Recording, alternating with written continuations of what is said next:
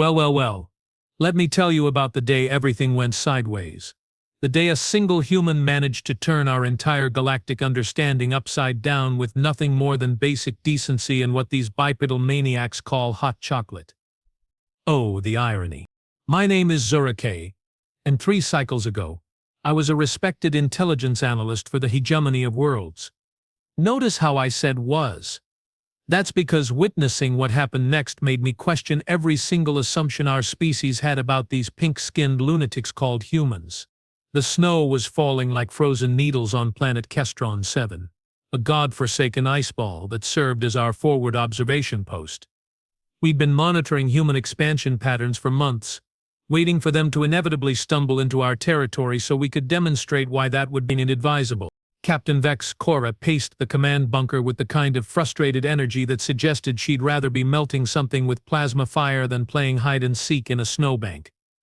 Intelligence reports confirm it, she growled, her mandibles clicking in annoyance. Human scout vessel crashed approximately 12 kilometers north of our position. Single occupant. Survivor status? Asked Lieutenant Nix Tell, our demolitions expert, who seemed personally offended that she hadn't been the one to blow up the human ship. Unknown. But does it matter? Vex Cora's laugh was sharp enough to cut metal. These soft-skinned primitives can barely survive their own homeworld's climate variations.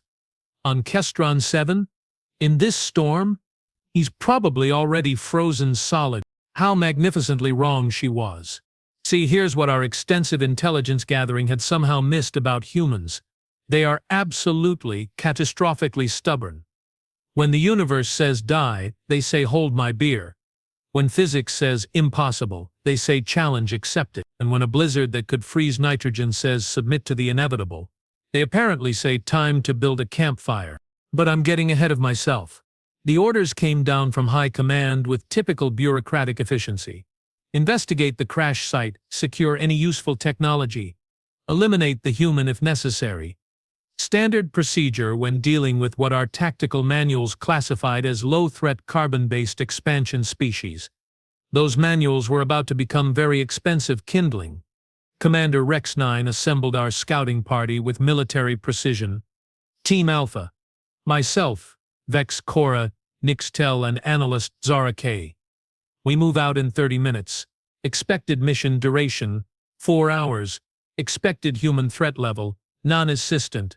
I remember thinking how boring this assignment would be. Just another day of cataloging human incompetence for the archives. Sweet void, was I naive? The trek through the blizzard was miserable even with our environmental suits.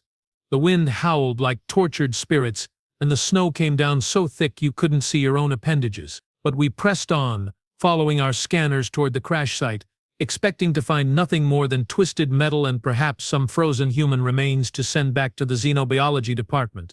What we found instead defied every piece of intelligence we'd gathered about these supposedly fragile creatures. The human ship, a battered exploration vessel called the Lucky Strike, had carved a furrow through the ice that stretched for nearly half a kilometer. The impact should have liquefied anything inside. As we approached the wreckage, our thermal scanners picked up something that made Commander Rex 9 stop dead in his tracks. Energy signature, he announced, his voice tight with confusion. Active heat source bearing 27 Mark IV. The ship's reactor? Suggested Nix Tell, already reaching for her scanner to check radiation levels. Negative. Too small. Too controlled. Rex 9's mandibles twitched, always a bad sign. And it's moving. We crested the ridge overlooking the crash site and saw something that would haunt my dreams for cycles to come. Not because it was horrifying, but because it was so utterly, impossibly human. There, in a clearing beside the mangled remains of his ship, sat a human male around what they call a campfire. He'd somehow gathered enough debris and vegetation to create a decent blaze despite the howling blizzard. But that wasn't the shocking part. The shocking part was that he wasn't alone. 2 figures huddled close to the fire, and even through the snow and at our distance, our enhanced vision could make out enough details to send ice through our veins. Hegemony uniforms. Female. And very, very still. By the 7 hells, breathed Vex Cora. Are those hegemony personnel? I confirmed, my voice barely a whisper. Bioscanners indicate they are alive, but barely. Severe hypothermia, multiple injuries, and this supposedly primitive, violent expansion-obsessed biped, was trying to save them. Commander Rex 9 raised his rifle, the targeting system painting the human with a soft red glow. Standard protocol was clear: eliminate potential threats, secure our personnel, maintain operational security. Simple, clean, efficient. But then the human did something that made Rex 9's finger freeze on the trigger.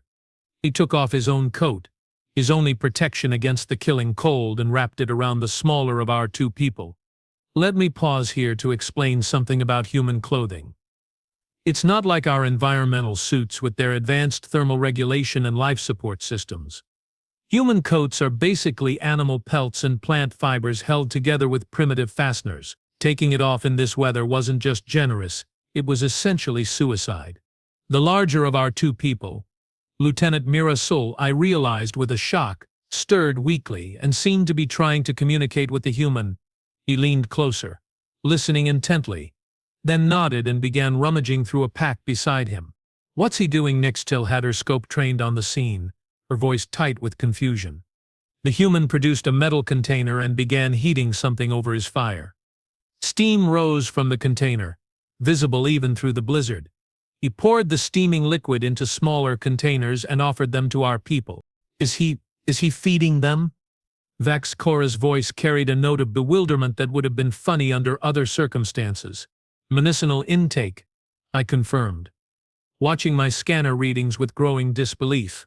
"Whatever he's giving them, it's raising their core temperatures." Hot chocolate. I learned later that the miracle substance was something humans call hot chocolate. A simple mixture of processed plant materials, heated liquid, and various additives that somehow provided both calories and psychological comfort. But here's the truly insane part. Our intelligence suggested that humans hoarded resources obsessively, especially in survival situations. Self-preservation was supposedly their primary drive, and yet here was one of them, giving away his protection and his supplies to save two members of a species he'd never encountered before. Commander Rex 9 lowered his rifle slightly. "This complicates things." That was an understatement worthy of historical record. The smaller figure, Lieutenant Kira Sol, Mira's younger sister, managed to sit up straighter. Even from our position, we could see her trying to communicate with the human, pointing at something. Warning him, perhaps, because that's when we noticed the shadows moving through the storm. Pack hunters, Nixtel identified grimly. Ice wolves. A lot of them. Kestron 7's native predators were nothing to joke about. 3 meters long, razor claws, teeth that could chew through steel plating, and absolutely no fear of anything that walked on fewer than 6 legs. A pack of them could take down a fully armed hegemony squad if they caught us unprepared. And here was this human sitting by a fire with 2 injured aliens, completely unaware that death was circling closer with every passing minute. "We have to intervene," I said, though I wasn't sure if I meant to save our people or to witness what was about to happen. "Negative," Rex 9 replied, though his voice lacked its usual certainty. "Observe and report. Those are our orders." The human must have sensed something, because he suddenly stood and looked around the clearing, his head turned toward our position, and for a moment I swear he looked directly at me through the scope. Human senses weren't supposed to be that acute. Then he spotted the ice wolves. Now, according to our behavioral analysis, humans respond to overwhelming threats in one of 3 ways: freeze in terror, flee in panic, or enter something called fight-or-flight response that usually results in poorly planned aggressive action. This human did none of those things. Instead, he very calmly walked to his crashed ship, rummaged around in the wreckage for exactly 14 seconds, and emerged carrying what our scanners identified as a military-grade pulse rifle. "Where did he get hegemony weapons?" Vex Cora demanded. The answer became obvious. As soon as the human checked the weapon's charge and settings with the kind of familiarity that spoke of extensive training, Mirasol must have given it to him. A trained hegemony officer, trusting a human with advanced military hardware. The lead ice wolf, a massive alpha male with scars crisscrossing his hide, stepped into the firelight. His pack fanned out behind him, at least a dozen killing machines preparing to feast. The human shouldered the rifle, aimed and fired. The shot took the Alpha's head clean off. But here's where it gets interesting. Instead of continuing to fire, which would have been the logical response, the human did something that made my blood run cold. He roared. Not a scream of fear or a battle cry. A roar. Deep, primal, and absolutely terrifying. The kind of sound that spoke of predators who had once ruled their world through sheer, uncompromising violence. The remaining ice wolves actually took a step back. Then the human did something even more insane. He stepped away from the fire, away from the two people he'd been protecting, and walked toward the pack, alone. Drawing their attention to himself. He's creating a diversion. I breathed, understanding flooding through me. He's making himself the target. The wolves circled him, snarling and snapping, looking for an opening. The human kept the rifle trained on the largest remaining predator while slowly backing toward a cluster of metallic debris from his ship. That's when Lieutenant Mira Sul proved that hegemony training was worth something after all. Despite her injuries, despite the cold that should have left her barely conscious, she somehow managed to reach her sister's weapon and began providing covering fire.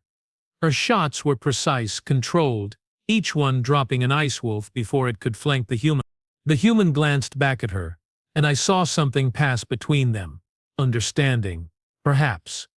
Mutual respect, the kind of battlefield communication that develops between seasoned warriors. Then he smiled. Not a grin of bloodlust or battle madness. A smile of genuine appreciation for a fellow professional doing her job well. And that's when I knew our intelligence reports were catastrophically wrong about humans. The remaining wolves, seeing their packmates falling and sensing the coordination between these strange new predators, decided that easier prey might be found elsewhere. They melted back into the storm, leaving behind their dead and taking with them what I assume were some very confused thoughts about the food chain. The human returned to the fire, checked on both our people, and began methodically stripping useful equipment from the wolf carcasses. Apparently, humans could process survival resources from just about anything. Status report, Commander Rex 9 said quietly. All 3 subjects alive and stable, I replied, watching the human use strips of wolf hide to better insulate the shelter he was constructing. The human has demonstrated combat proficiency, tactical awareness, and… I paused, searching for the right words. And what analyst? Protective instincts that extend beyond his own species. Silence fell over our observation post. Through our scopes, we watched the human continue his impossible task of keeping 2 alien soldiers alive in conditions that should have killed all 3 of them. Lieutenant Kira Sul was conscious now, accepting another cup of the human's hot chocolate and attempting what looked like basic communication. Her sister, Mira Sul, had managed to prop herself up against a piece of debris and was clearly trying to learn basic human speech patterns. And the human, he just kept working. Building windbreaks, tending the fire, checking their injuries, sharing his rapidly dwindling supplies without a hint of resentment. Commander, Nixtel's voice was carefully neutral. Request permission to speak freely. Granted. Our standing orders regarding humans may need revision. Rex 9 was quiet for a long moment, watching the scene below us. Explain. Sir, according to our intelligence, humans are supposed to be selfish, violent, resource-hoarding expansion fanatics who view all other species as either threats or tools. That is correct. Then why is that one down there slowly freezing to death to keep 2 hegemony soldiers alive? It was a fair question, and Rex 9, to his credit, didn't have a good answer, but I did. Because while they'd been focused on the tactical situation, I'd been analyzing the bigger picture, and what I saw terrified me in ways that ice wolves and blizzards never could. Commander, I said slowly, I don't think he knows we are hegemony. Explain. Look at his behavior pattern. He's not treating them as enemy combatants or potential intelligence sources. He's treating them as people who need help. I don't think species identity matters to him. The implications hit us all at the same time. If humans could extend protective instincts to complete strangers of unknown species, if they could coordinate tactically with aliens they'd never met before, if they could sacrifice their own safety for the welfare of others without expecting anything in return, then everything we thought we knew about them was wrong. And if we were wrong about their fundamental nature, how wrong might we be about their capabilities? That thought was still percolating through my mind when the human did something that answered that question with terrifying clarity. He looked up from the fire he was tending, stared directly at our concealed position through the blizzard and darkness, and waved. Not a friendly greeting. Acknowledgement. He knew we were there, had probably known from the beginning, and he'd spent the last 2 hours demonstrating exactly why attacking him would be a catastrophically bad idea. Commander Rex 9 lowered his scope. "Well," he said, with the kind of calm that preceded either profound wisdom or complete nervous breakdown, "this changes things." Down in the clearing, the human was helping Lieutenant Morrisil to her feet. She was stronger now, warmed by the fire and whatever healing properties human hot chocolate apparently possessed. Her sister, Kirasil, was also mobile, though she stayed close to their rescuer, and both of them were looking at the human with expressions that our behavioral analysts would have classified as, well, that's where things get complicated, because the word our xenopsychology department would have used was mate selection behavior. But that's a story for the next part of this particular disaster. Oh, you think part 1 was bad? Sweet merciful void, you have no idea how much worse this gets. So there we were, 4 highly trained hegemony operatives, crouched in a snowbank, watching our entire understanding of galactic politics crumble faster than a sandcastle in a plasma storm. And it was about to get so much worse. The human who we learned was called Jake Martinez when Mira Sil started attempting to pronounce his name, had turned what should have been a simple corpse recovery into the most awkward first contact scenario in recorded history. "Commander," I whispered into my comm unit, "we have a developing situation." "Define developing," Rex 9 replied, though his tone suggested he really didn't want to know. Down in the clearing, Jake was demonstrating something that made my translator circuits overheat trying to process it. He was teaching Lieutenant Kira Sol how to improve the fire while simultaneously showing Lieutenant Mira Sol basic field medicine techniques he'd apparently learned somewhere. But here's where my xenopsychology training started sending up warning flags, the size of battleships. Both sisters were paying far more attention to the teacher than the lessons. "Sir," I said carefully, "I believe we are witnessing cross-species attraction protocols." The silence on the comm channel was so complete I thought my equipment had malfunctioned. "Repeat that, analyst." "Both female subjects are displaying classic mate evaluation behaviors toward the human. Extended eye contact, proximity seeking, vocal pattern matching, and—" I paused, double-checking my readings. "Elevated biomarkers consistent with romantic interest." Nixtel's voice crackled through the static. "That's impossible. Hegemony personnel are trained to resist psychological manipulation." "This doesn't appear to be manipulation," I replied, watching Jake show Kira Sol how to wrap heated stones in cloth for additional warmth. The way she watched his hands, the careful attention she paid to his voice, the slight flush across her features despite the cold. These weren't the responses of someone being coerced. They were the responses of someone falling for the guy who'd saved her life. And her sister was showing identical symptoms. Commander Rex 9's voice carried the weight of someone whose entire worldview was undergoing rapid and unwelcome renovation. "Analyst Sarah K. Are you suggesting that 2 trained hegemony officers are developing romantic attachments to an alien they have known for less than 6 hours?" "Sir, I'm not suggesting it. I'm confirming it. What happened next proved that humans weren't the only species capable of doing stupid things when their fundamental assumptions got challenged." Rex 9 made a command decision that will probably be studied in military academies as a textbook example of how not to handle first contact situations. "All units, prepare to extract our personnel. We are moving in." "Sir," I started to protest. "The human has shown no hostile intent. The human has compromised 2 of our people through unknown psychological techniques. We extract them now, before the situation deteriorates further." Before I could explain that maybe, just maybe, basic human decency wasn't a psychological technique, Rex 9 was already moving. Vex, Cora, and Nixtel flanked him, weapons ready, approaching the clearing with all the subtlety of a meteor strike. Jake noticed them immediately.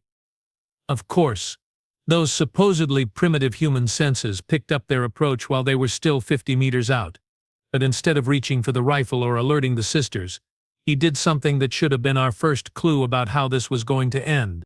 He stood up, raised his hands in what I recognized as a universal peace gesture, and smiled. Not a predator's smile or a diplomat's calculated expression. Just a genuine friendly hello there smile that somehow conveyed both welcome and caution.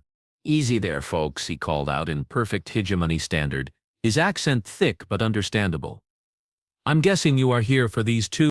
Mirasol and Curasol had both tensed at the appearance of armed hegemony soldiers, but Jake's calm demeanor seemed to reassure them. Or maybe they just trusted him enough by now to follow his lead. Rex 9 stopped at the edge of the firelight, his rifle trained on Jake but not actively threatening. "Human? Step away from the hegemony personnel." Jake tilted his head, considering this request with the kind of thoughtful expression usually reserved for complex philosophical problems. "Well, see, that's going to be a problem." "Explain." "They asked me not to." The silence that followed this statement was pregnant with implications that none of us were prepared to handle. Vexcor's mandibles clicked impatiently. "What do you mean, they asked you not to?" Jake gestured toward the sisters, who had moved to flank him protectively. "Ladies, would you care to explain to your friends here why you'd rather stick with the human than go home? What happened next will haunt my dreams until the day my life support finally gives out." Lieutenant Morrisol, a decorated officer with 6 years of distinguished service, looked her commanding officer directly in the eye and said, "With respect, Commander, we are not going anywhere without Jake." Her sister nodded firmly. "He saved our lives. More than that, he treated us with honor when he had no reason to trust us. We owe him a debt that cannot be repaid." Rex 9's weapon never wavered, but I could see the confusion in his posture. "Lieutenant, you have been compromised. This human has clearly subjected you to some form of mental conditioning."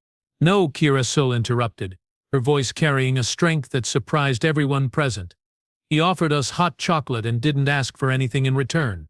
When was the last time anyone in the hegemony did something like that?"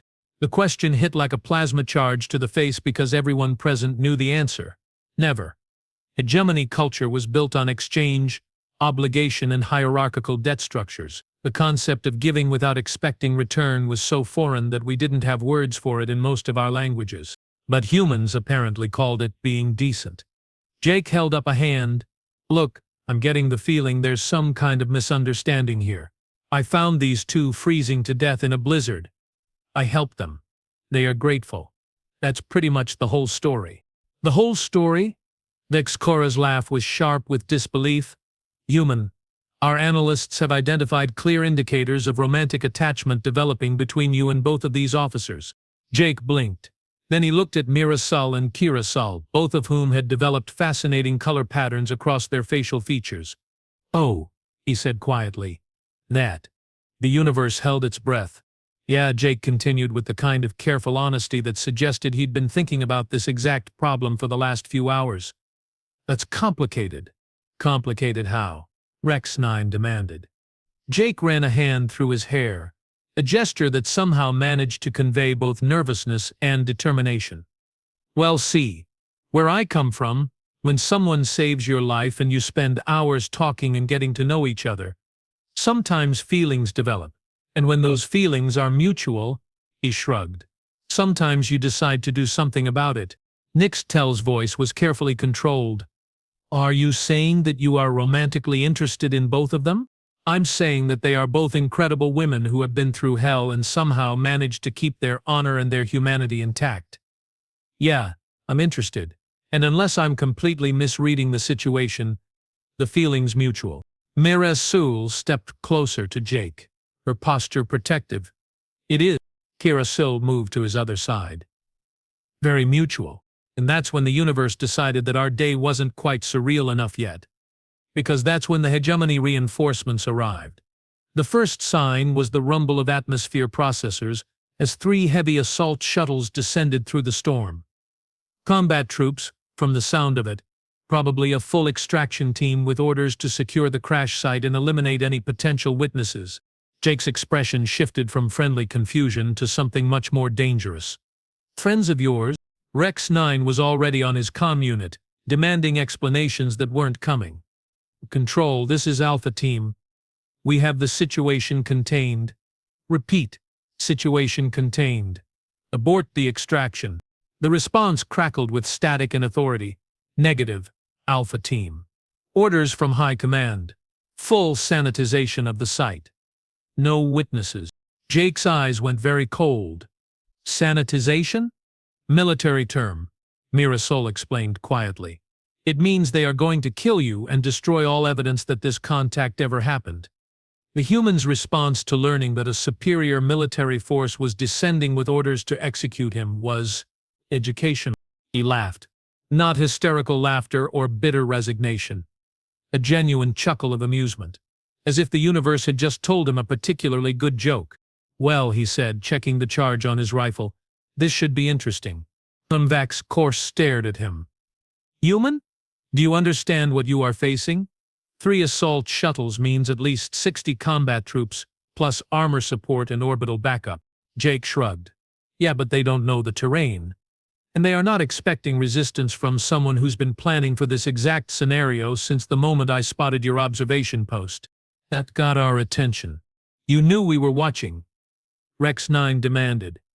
Of course I knew. You think I picked this clearing by accident? Jake gestured around the crash site, and suddenly details that had seemed random before clicked into place. Elevated position with clear fields of fire, natural windbreaks that can serve as cover, debris that can be weaponized, and multiple escape routes through terrain that's murder on heavy equipment. He'd been preparing for a battle since the moment he'd started helping the sisters. But, Nixtil said slowly, you still saved them, even knowing we were out here, even knowing we might be hostile. Jake looked at her with an expression of genuine puzzlement. Of course I did. They needed help, and there it was. The fundamental difference between humans and everything else in the galaxy. When presented with a choice between personal safety and doing the right thing, humans consistently chose the right thing. Even when it was stupid. Even when it was dangerous. Even when it might get them killed. The first assault shuttle landed with a ground-shaking thud at the base of the ridge. Combat troops began disembarking, their movements precise and professional.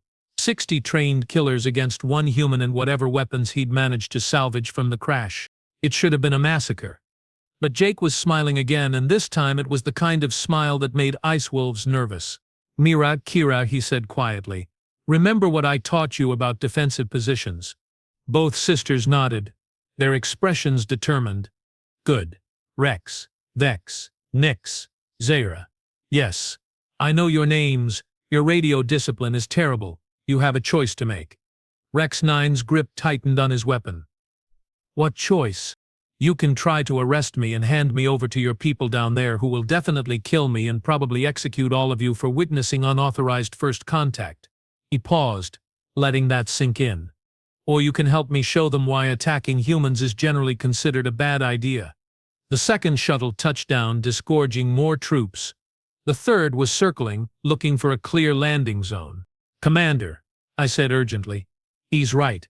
Sanitization protocols would include us. We have been compromised by extended contact with the human. Rex 9's mandibles clicked rapidly, a sign of extreme stress. You are asking us to fire on hegemony forces. I'm asking you to stay alive, Jake replied. But hey, your choice. Though I should probably mention that Mira and Kira have already made theirs. Both sisters had taken positions behind the debris barriers Jake had strategically placed around the campsite. They had weapons ready and expressions that suggested anyone trying to harm their human would have to go through them first. This is insane, Vex Cora muttered. Yeah, Jake agreed cheerfully. Humans are good at insane. We have had lots of practice. The assault teams were advancing up the slope now, moving in textbook formation. Professional, efficient, and absolutely confident in their overwhelming numerical and technological superiority. Jake checked his rifle one more time, then looked at our little group with an expression of quiet determination. Last chance, folks. Are we doing this the easy way or the fun way? Rex 9 looked at his subordinates, at the advancing troops, and at the human who'd somehow managed to turn a simple extraction mission into the most complicated moral decision of his career. Then he shifted his weapon to target the lead assault team.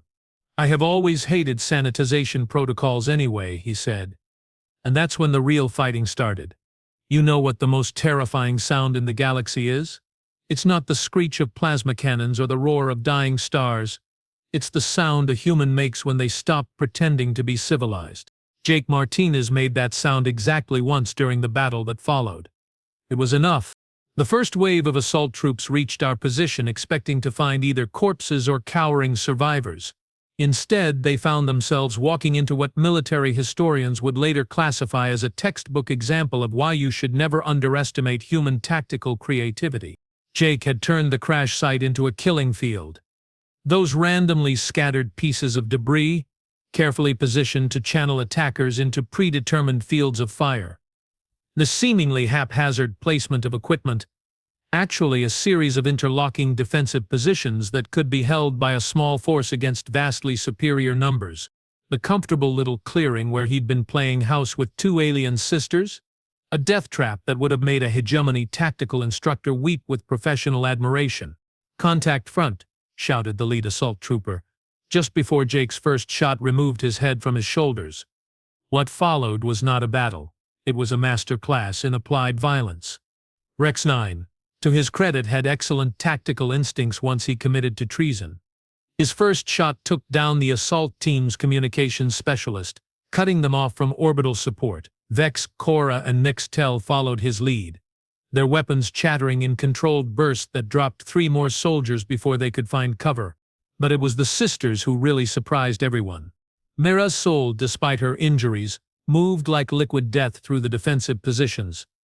Her rifle work was precise, methodical, and absolutely lethal.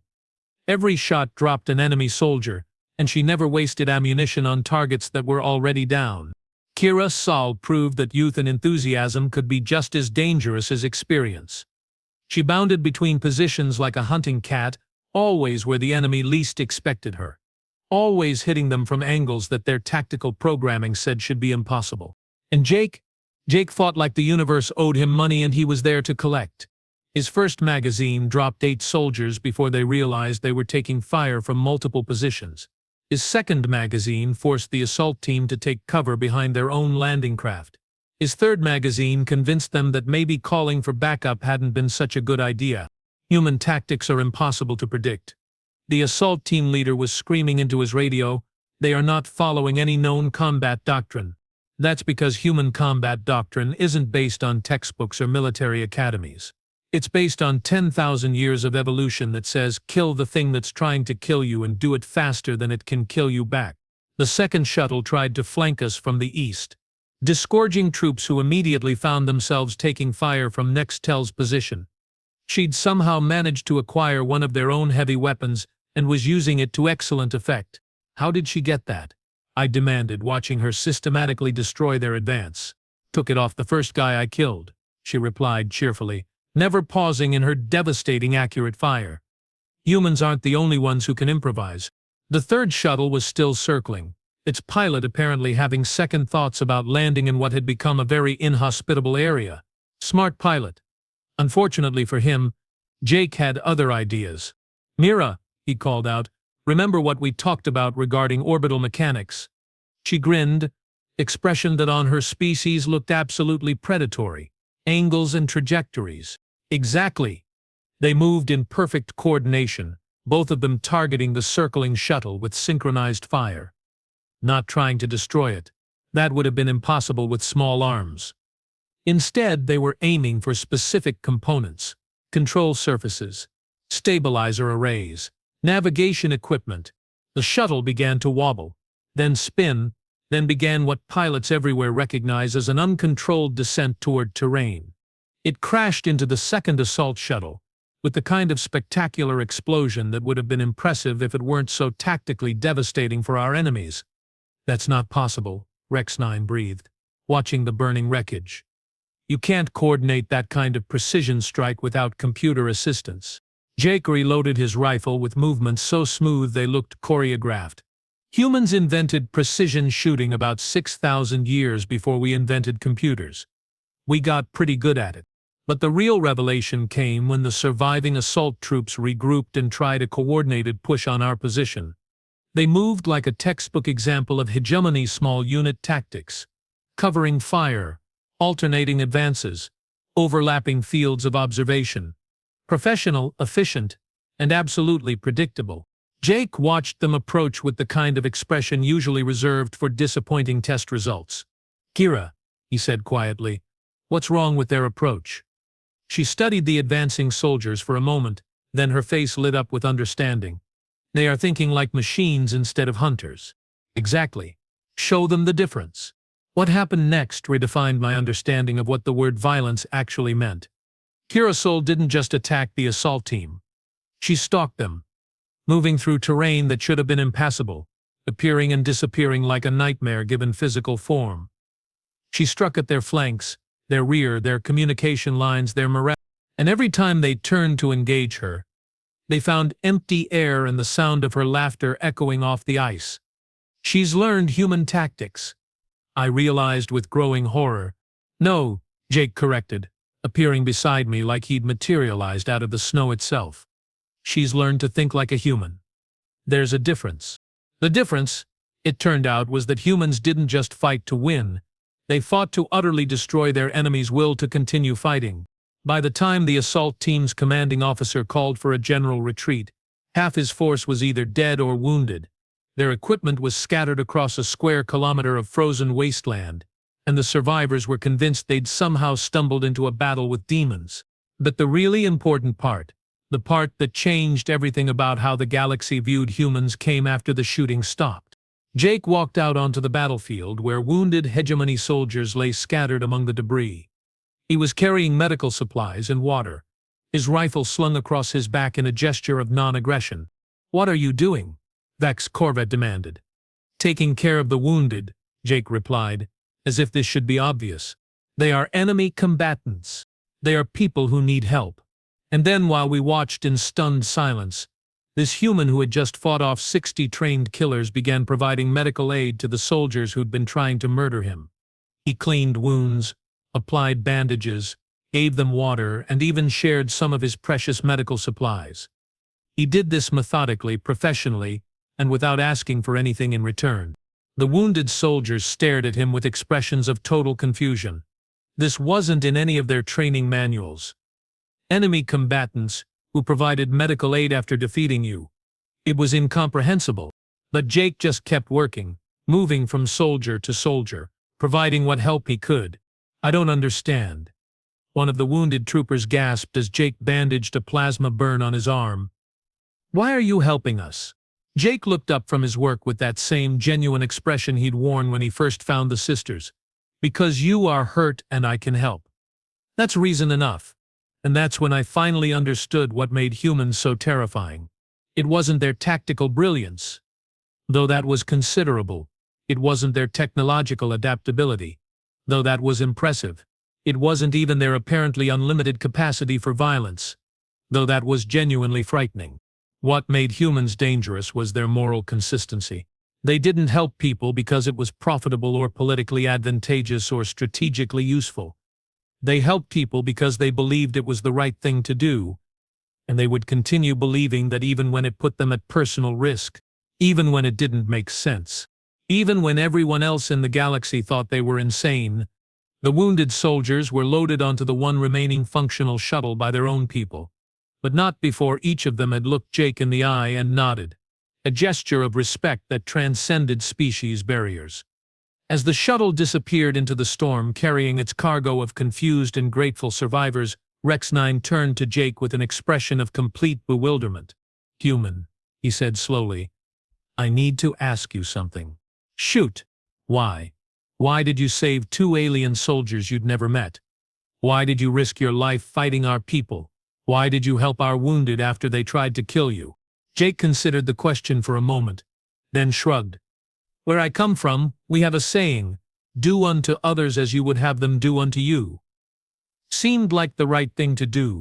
"That's it?" Vex Core demanded. "That's your entire moral philosophy? Treat others the way you want to be treated?" "Pretty much. But that's," she struggled for words, "that's impossible to implement on a galactic scale. Too many species, too many conflicting interests, too many variables." Jake smiled. "Yeah, it's complicated. But complicated doesn't mean impossible. Just means you have to work harder at it. And that's when Mira Soul and Kira Soul approached him with expressions that made my xenopsychology training start screaming warnings. "Jake," Mira Soul said formally, "we need to discuss something important. Both of us," Kira Soul added, her posture indicating serious intent. Jake looked between them, clearly recognizing the significance of whatever was coming. "Okay, I'm listening." Mira Soul took a deep breath. "According to the customs of our people, when someone saves your life and proves their worth in battle, certain obligations are created. The kind of obligations," Kira Soul continued, "that are traditionally resolved through marriage contracts." Jake blinked. "Marriage contracts, plural. Our culture permits multiple spouses under specific circumstances," Mira Soul explained. "Life debt situations being one of them. And we have both incurred life debts to you," Kira Soul added. "So," Jake said slowly, "you are both proposing to me?" "We are both informing you that we are going to marry you," Mira Soul corrected. "The proposal phase was completed when you decided to risk your life protecting us." Rex 9 just shrugged. "It's a legitimate custom. Ancient, but legitimate. And legally binding," Vex Cora added helpfully. "Very legally binding," Nextel confirmed. "So," he said carefully, "let me see if I understand this correctly. Because I helped you when you were in trouble, and then fought alongside you in battle, you have both decided that we are getting married." "That's correct," both sisters said simultaneously. "And I don't get a say in this?" "You had your say when you chose to save us instead of walking away," Mira Soul pointed out reasonably. "Your actions constituted acceptance of the marriage contract under our customs," Kira Soul explained. Jake stared at them for a long moment. Then he started laughing. "You know what," he said when he could speak again. "I have had worse offers." Both sisters beamed at him with expressions of pure happiness. "Besides," Jake continued, "after today I'm probably going to need someone to watch my back. Having two highly trained alien warriors for wives seems like pretty good life insurance." "We prefer the term battle partners," Mira Soul corrected. "With spousal benefits," Kira Soul added. "And that's how the galaxy's first recorded case of interspecies polygamy began. With hot chocolate, practical considerations, and a human's complete inability to walk away from people who needed help. 3 cycles later, as I write this report from my new position as Cultural Liaison Officer for the newly established Human Hegemony Cooperation Council, I'm still trying to figure out if what we witnessed was the best or worst thing that could have happened to galactic civilization. On one hand, humans have turned out to be exactly as impossible to predict, control, or understand as we initially feared.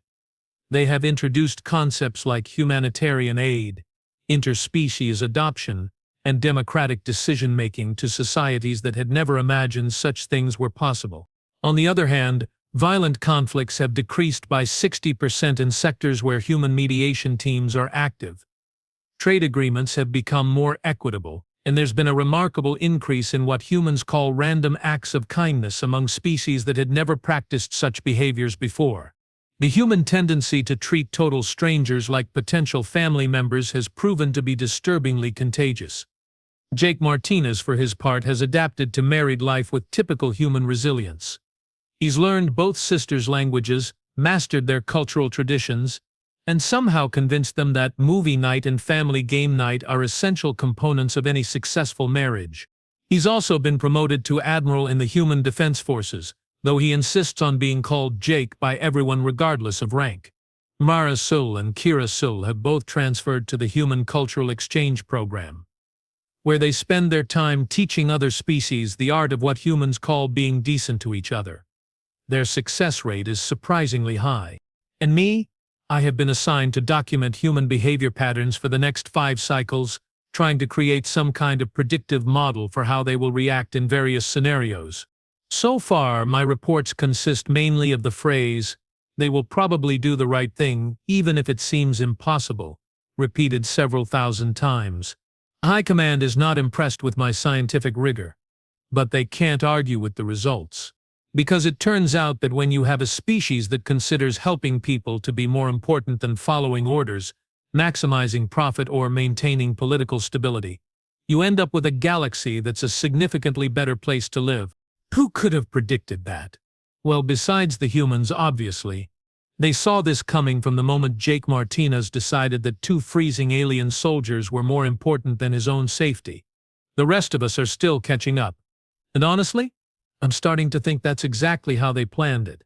Sneaky, impossible, wonderful humans. The galaxy may never recover.